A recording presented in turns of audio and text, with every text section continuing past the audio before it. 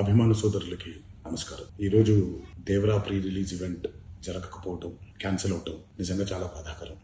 ముఖ్యంగా నాకు ఇంకా చాలా బాధగా ఉంటుంది. మీ అందరికీ తెలుసు, దేవరా మూవీ గురించి, దేవరా మూవీ కోసం మేము పడిన కష్టం గురించి మీ అందరికీ వివరిద్దామని నేను చాలా ఎక్సైటెడ్గా ఉన్నాను.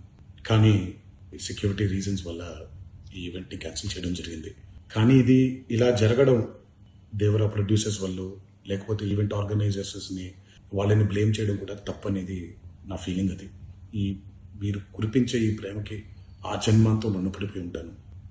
కానీ ఈరోజు మనం కలవకపోయినా సెప్టెంబర్ 27వ తారీఖు మనందరం కలవబోతున్నాం.